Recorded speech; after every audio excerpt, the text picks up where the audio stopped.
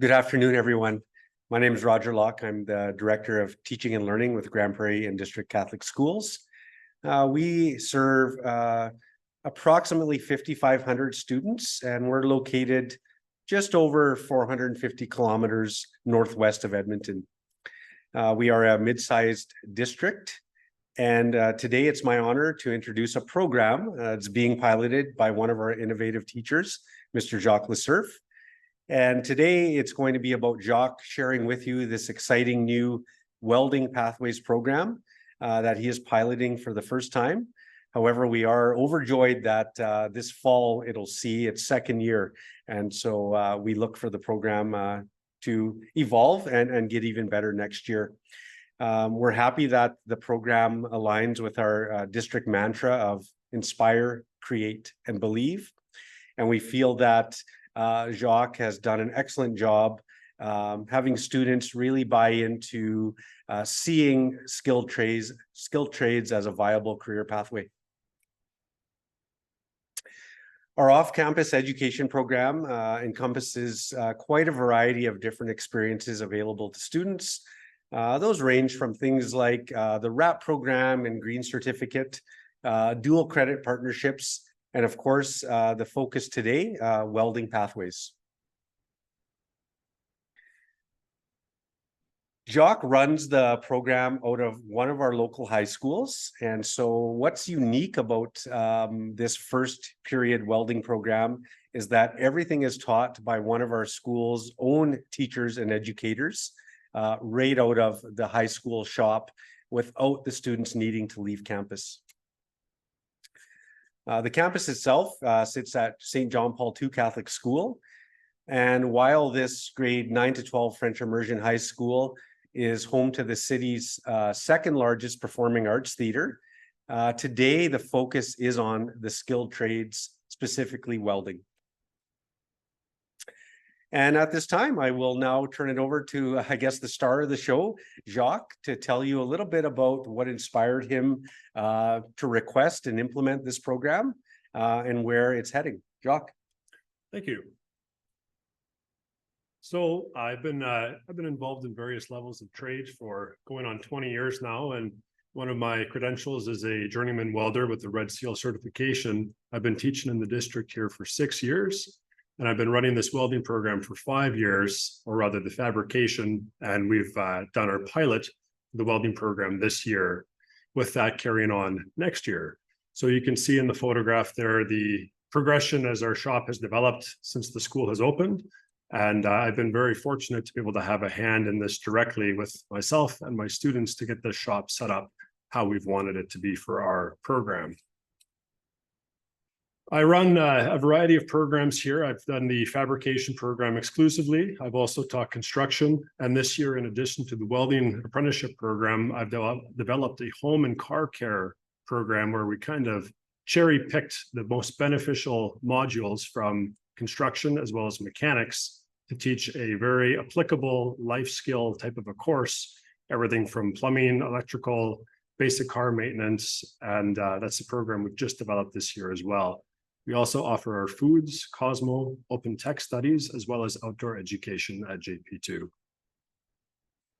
The welding pathway program is comprised of 15 30-level credits, and these guys are all offered directly linked to the ILMs from AIT. This does need to be offered by a journeyman welder. Somebody has to have their Red Seal certification, and I'm fortunate that I have that certification in my time in industry. As we progress through, we do every single component of the first period program that a student would do at a college, be it through NAIT, Northwest Polytech, or SAIT, or the various other institutions. And they're all directly mapped to link specifically to those AIT ILMs. We actually have an upcoming final examination at the end of this month, where I'll be doing the theory exam with my students, as well as their practical examination. And on that examination, once again, it's exactly linked to what the students in a college setting would be expected to complete. There's a variety of different welding processes and positions where they have to prove competency to get that final credit for the first period of education. So the typical day is that we have here is we run from 8:40 till 10:30 every day. It's a full year-long program. I had a small cohort this year of 8 students, and I'm down to 7 students just with the operation of our year here. And they will all be going for their final examination at the end of this month. At this time, we've been running this as a 330-hour delivery. However, next year, we're going to increase the hours just because it's proving that the students require that time, that full time, in order to get all of the theory and the practical down pat. We have approximately 40% of the time is dedicated to classroom instruction, as well as the other 60 would be the time spent right here in our welding lab. Our lab design, we have got 8 bays, hence our 8-student cohort. Eventually, I would like to have the opportunity to expand to a 16-student cohort, but with the 8, it fits perfectly for each student to have their own bay. We also have our 2 cutting bays where we can do both oxyacetylene as well as plasma arc cutting. And we do a little bit of welding as well in there, but it's primarily for the cutting. Luckily, we have a classroom that's directly beside our shop where we can do all of our theory portion. And we work based off of trades and industry expectations. We don't gloss over any safety components. We have good quality equipment. We're a very well situated or very well set up school. We've got good equipment and all the safety requirements needed to do this program properly. Some of the big ticket items that a person would need to consider if they wanted to implement this program within their district is a radiograph, which is something that we would use for doing our beveled and straight cuts. This just cuts down on a lot of the torch time. Another big ticket item is a guided bend jig, which I've just finished the construction of last month. And this is required for the students to be able to assess the internals of their welds. Other items that are very beneficial and required based off of the curricular outcomes would be a pipe beveler and a pipe spinner. These are required in order to do the pipe welding portion of this course. As I alluded to earlier or stated earlier, I have a big focus on safety. My expectation is that my kids can go out into the workforce and be exemplary students or exemplary employees at that point, and that they will not go in with any bad habits. I try to develop a safety culture within my shop, and we try to make this just as natural as can be. It shouldn't be something that they have to think about. They know to put on their safety glasses, put on their face shield, all the proper PPE. And that's a very large focus of my course, is making these students safe and employable. A few of the obstacles we've had to overcome this year, one was just funding, trying to determine what costs this program truly runs at. It's something that is not cheap. There's a lot of expenses so far as for material consumables, the welding consumables, stuff such as the gases, even our safety components, earplugs, safety glasses, welding gloves, it all adds up pretty quick. So trying to balance that out to make this an affordable, attainable course for students to enroll in, while also being able to not operate in a negative finance state. So the hours is another thing that we have already sorted out. Next year, I'll be able to run this with more time. So then that way I don't have to try to rush or kind of gloss over any of the components to be able to have the full 375 hours required for those 15 credits. The last obstacle was the technology availability stuff, things such as the radiograph and that pipe spinner and the guided bend jig. However, those are all being developed as we progress through this course. Our theory component of this program involves very in-depth lessons directly linked to those ILMs. And once again, trying to get these students to be able to have good study habits, something that they can bring with them as they progress through their education and move on to post-secondary institutions. I tried to make things as real world as possible, try to make it very relatable so the student can never ask, when will we ever use this? This is something that is directly applicable for them carrying forward in their careers.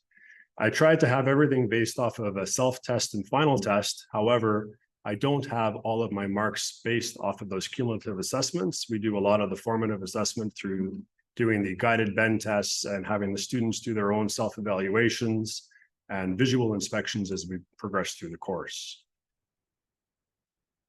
It's a very hands-on program, as one can imagine. We've been very fortunate that we've been able to link up with the college here at Northwest Polytech to have some time spent in the shop there. Students were able to get partnered up with some of the welders at the program. And we do a lot of our processes here in our shop directly following the proper demonstrations. And the students get those direct experiences where they have no guessing work to do. It's something that just is very guided, very well facilitated.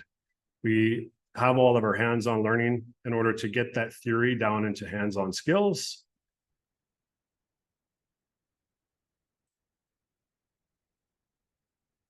Okay, there we go. I actually jumped ahead. So going back to that post-secondary partnership, this is what I was mentioning before. We had an opportunity to go to Northwest Polytech. So this is a shadow day that we were able to line up with the college. And my goal of this was to be able to have the students familiarized with the program opportunities there to carry on with their education. There we go. Got her all smartened up. Lastly, one of the things I'm hoping to develop further as we progress through this program is to create more community connections. I've been lucky to have former colleagues as well as friends come into our shop here to do hands-on demonstrations with the kids.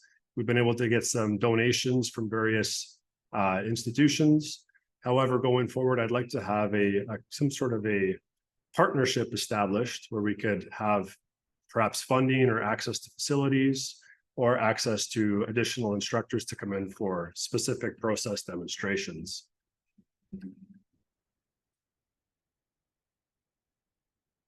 So the goal of our pilot program was to have a successful AIT accreditation, which will be coming up in 2 weeks.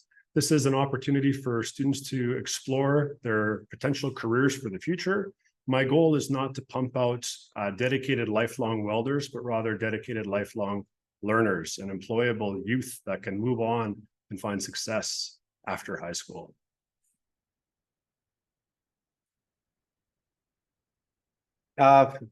In a nutshell, that is Jacques' program. Quite amazing to visit the shop and watch him and his students in action.